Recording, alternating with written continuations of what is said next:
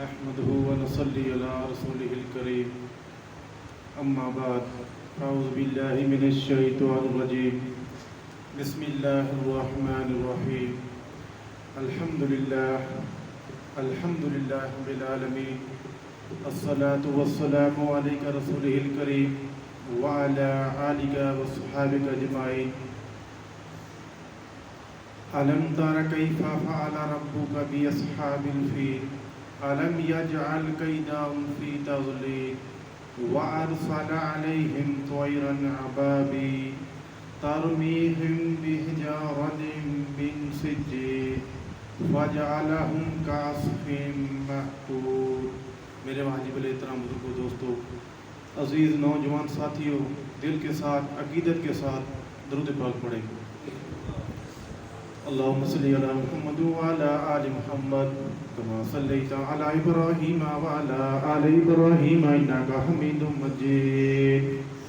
اللهم بارك على محمد وعلى آل محمد كما باركت على إبراهيم وعلى آل إبراهيم إنك حميد مجيد۔ میرے بھائی بزرگوں، دوستوں، عزیز نوجوان ساتھیوں، اللہ رب العزت کا بہت بڑا کرم ہوا، فضل ہوا کہ اللہ کی ذات نے مجھ جیسے گناہ گار کو، آپ سب نیک لوگوں کو اللہ کی ذات نے جمعے کی نماز کے لیے اپنے گھر میں بلایا۔ یہ اللہ رب العزت کی راضی ہونے کی نشانی ہے کہ اللہ رب العزت جن انسان پہ راضی ہوتا ہے، اللہ رب العزت اس انسان کو اپنے گھر میں آنے کی توفیق عطا فرماتے ہیں۔ اللہ رب العزت کے ناراض ہونے کی نشانی کیا ہے کہ اس سے کے گھر میں اس کی رزق میں تنگی نہیں آئے گی، بلکہ اللہ رب العزت اور زیادہ اس کا رزق کھول دیں گے، اور زیادہ اس کو رزق دیں گے، مال دیں گے، زیادہ دیں گے۔ لیکن اللہ رب العزت ناراض ہونے کی نشانی کیا ہوگی کہ اس کو دین کی سمجھ نہیں ہوگی۔ تو اللہ رب العزت کے یہ ہمارے پر بہت بڑا کرم ہے، فضل ہے کہ اللہ کی ذات نے ہمیں اپنے گھر میں بلایا۔ اللہ رب العزت جس انسان کو رحمت کی نگاہ سے 70 مرتبہ دیکھتے ہیں، اس انسان کو پھر اپنے گھر میں آنے کی توفیق عطا فرماتے ہیں۔ تو میرے بھائی بزرگوں، دوستوں، اللہ رب العزت کی توفیق کیا ہے؟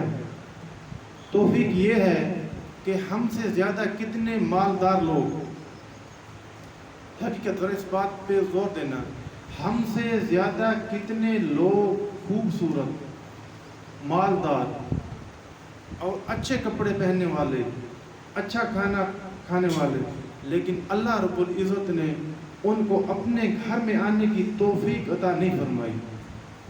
یہ اللہ تعالیٰ کی توفیق ہے۔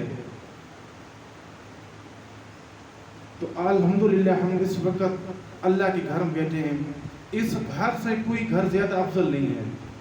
یہ مسجد اللہ کا گھر ہے۔ اللہ کے ہاں سب سے جو زیادہ پسندیدہ گھر وہ کیا ہے؟ مسجد، جس میں میں اور آپ بیٹھے ہیں۔ ایک واقعہ آتا ہے کتابوں میں، تو کوئی آدمی شہر بازار گیا کوئی چیز لینے کے لیے، تو اس کو اس چیز سودا اٹھانے کے لیے ایک نوکر کی ضرورت تھی۔ تو اس نے کیا کیا، ایک بچہ نوجوان تھا، وہ کہنے لگا چچا میں آپ کے ساتھ چلتا ہوں، مزدوری کے لیے میں بھی آیا ہوں، لیکن میری ایک شرط ہے۔ بیٹا آپ کی کیا شرط ہے؟ میری شرط یہ ہے کہ جب نماز کا وقت ہو جائے گا تو میں 5-10 منٹ ٹھہروں گا، وہاں نماز پڑھوں گا۔ اگر یہ آپ کو سودا پسند ہے تو ہم طے کر لیتے ہیں، چلتے میں آپ کے ساتھ۔ اگر یہ سودا آپ کو پسند نہیں تو پھر میری مجبوری ہے۔ تو اس بزرگ نے کہا کہ ٹھیک ہے، جب نماز کا وقت آ جائے تو آپ نے نماز ادا کرنی، اس کے بعد سے چلیں گے۔ تو کہیں زور اثر کا ٹائم آ گیا، تو کیا ہوا، نماز کا وقت تھا، تو نوجوان کہنے لگا بھائی جان، چچا جان، اب نماز کا وقت ہے، رستے میں مسجد ہے، تو نماز پڑھتے ہیں اور اس کے بعد پھر چلے جائیں گے، اپنا رستہ، اپنا سفر طے کریں گے۔ تو وہ ساتھی تھا، وہ کہنے لگا ٹھیک ہے، آپ نماز پڑھ لیں، میں باہر کھڑا ہوں۔ تو نماز کا وقت گزر گیا، نماز ہوگی، کیونکہ جو مومن ہے نا، اللہ کی نبی کا فرمان ہے کہ مومن کے لیے یہ مسجد، یہ مومن کا گھر ہے۔ مومن جب مسجد سے باہر جائے گا تو اللہ کی نبی نے ایسے مثال دی ہے کہ پانی سے باہر مچھلی کو نکالو، وہ کیسے تڑپے گی۔ تو مومن کے لیے یہ مسجد میں آنا ایسا ہے، باہر جب مسجد سے نکلے گا تو وہ تڑپے گا جیسے مچھلی تڑپتی ہے۔ اور اللہ معاف کرے کہ منافق کی نشانی کیا ہے کہ وہ جب مسجد میں آئے گا تو امنہ کے لال نے یہ مثال دی ہے کہ وہ جیسے ایک پرندہ، کوئی جانور پکڑ کر اس کو پنجرے میں ڈالا جائے تو وہ کتنا تنگ ہوتا ہے، اس کی یہی کوشش ہوتی ہے، کھانا پینا اس کو بھول جاتا ہے، وہ یہی کوشش ہوتی ہے کس طریقے سے اس کی کھڑکی دروازہ کھلے میں نکل جاؤں، وہ تنگ ہو جاتا ہے۔ تو فرمایا کہ منافق کی نشانی کیا ہے کہ جب وہ مسجد میں آئے گا تو اس کا دل ہی لگے گا، اس کا یہی اس کے دل میں ہوگا کب میں مسجد سے باہر جاؤں، کب دروازہ کھلے میں باہر جاؤں۔ تو بہرحال نماز کا وقت ہو گیا، نماز پڑھ لی، تو وہ اللہ والا تھا، وہ نماز پڑھنے کے بعد کچھ دیر اللہ کا ذکر شروع کر دیا، سبحان اللہ، الحمدللہ، اللہ اکبر، لا الہ الا اللہ، تو تھوڑی اللہ کی تسبیح شروع کر دی۔ اللہ کی تسبیح شروع کی تو وہ جو باہر کھڑا ہے، اب وہ مسجد میں اندر داخل ہو گیا، لیکن کھڑا کہاں ہے؟ جہاں جوتے پڑے ہیں، آگے آنے کی اس کو توفیق نہیں مل رہی، تو وہاں جوتوں کی جگہ کھڑا ہو کر کہہ رہا، آؤ بھائی، آپ کو کون سی چیز باہر نہیں آنے دیتی؟ اس نوجوان نے فرمایا، جو آپ کو اندر نہیں آنے دیتی وہ مجھے باہر نہیں آنے دیتی۔ تو یہ اللہ کی توفیق ہوتی ہے، بندے کی کیا ضرورت ہے، تیری میری کیا طاقت ہے میں نماز نہ پڑھوں، میں اللہ گھر میں نہ ہوں۔ اللہ چاہتا ہی نہیں ہے، اللہ نہیں چاہتا، کیونکہ اللہ کو منانے کے لیے مجھے ضرورت ہے، اللہ کو راضی کرنے کی مجھے ضرورت ہے، آپ کو ضرورت ہے، اللہ کو کیا ضرورت ہے؟ اللہ کی عبادت کرنے کے لیے میرے بھائیوں اور زیادہ ہیں، جانور ہیں، کوئی ایسا جانور نہیں ہے جو اللہ کا ذکر نہ کرے، اللہ کی تسبیح نہ کرے، ایسا کوئی درخت نہیں ہے جو اللہ کا ذکر اور اللہ کی تسبیح نہ کرے۔ مجھے ضرورت ہے کہ یا اللہ نیکی کرنے کی توفیق عطا فرما، برائی سے بچنے کی توفیق عطا فرما۔ تو یہ اللہ تعالیٰ کی توفیق ہوتی ہے، یہ نہ اللہ تعالیٰ کے ذمہ لا دیا، اللہ نے ہمیں ہمارے نصیب میں لکھا ہی نہیں تھا نماز پڑھنا، اللہ نے ہمارے نصیب میں کچھ یہ دین کا کام یہ لکھا ہی نہیں تھا، یہ نہیں ہوتا ہے۔ انسان کے ذمہ ہوتا ہے کہ انسان ارادہ کرے، اب دل میں خوف کرے اور توجہ کرے اور یہ سوچے کہ میں ایک قطرے سے پیدا ہوا ہوں اور میری حقیقت کیا ہے، میں کیا ہوں، اور مجھے اللہ رب العزت نے انسان بنایا ہے۔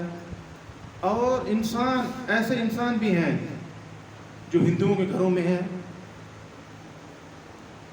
بے دین لوگ ہیں، وہ کلمہ ان کو نصیب نہیں ہوا، اللہ رب العزت نے مجھے انسان بنایا ہے اور پھر مسلمانوں کے گھر میں پیدا کر دیا ہے۔ اور مسلمان بھی کئی لوگ ایسے دیکھے ہیں کہ ان کے ہاتھ کام نہیں کرتے، ہاتھ موجود ہوتے ہیں کام نہیں کرتے، ٹانگیں موجود ہوتی ہیں لیکن ٹانگیں کام نہیں کرتی، آنکھ موجود ہے لیکن کام نہیں کرتی، کان موجود ہے لیکن سو نہیں سکتے۔ اللہ رب العزت نے انصاف سوچے کہ مجھے اللہ رب العزت نے کسی چیز کی کمی نہیں دی، کسی چیز کمی نہیں دی، مجھے انسان بنایا اور مسلمان کے گھر میں پیدا کیا۔ اور اس سے جو زیادہ ہمارے اوپر اللہ رب العزت کا احسان ہے وہ کیا احسان ہے کہ حضرت محمد مصطفیٰ صلی اللہ علیہ وآلہ وسلم کس امت میں پیدا کیا ہے۔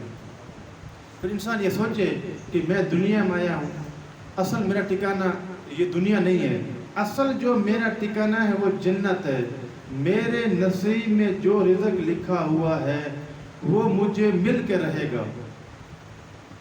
تو یہاں ایک واقعہ یاد ہے کہ حضرت علی رضی اللہ تعالیٰ عنہ وہ جب جنگ پہ جاتے نا تو وہ تلوار لے کر دشمنوں کی صفوں میں بالکل گھس جاتا ہے، پیچھے نہیں دیکھتا تھا۔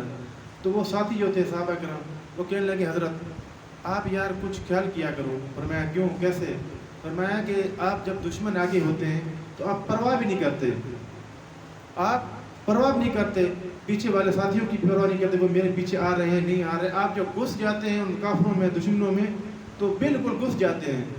تو حضرت علی رضی اللہ تعالیٰ عنہ نے فرمایا کہ جس سے موت ڈرے وہ بھلا موت سے ڈر سکتا ہے؟ تو انہوں نے فرمایا بھی کیا مطلب، کیسے؟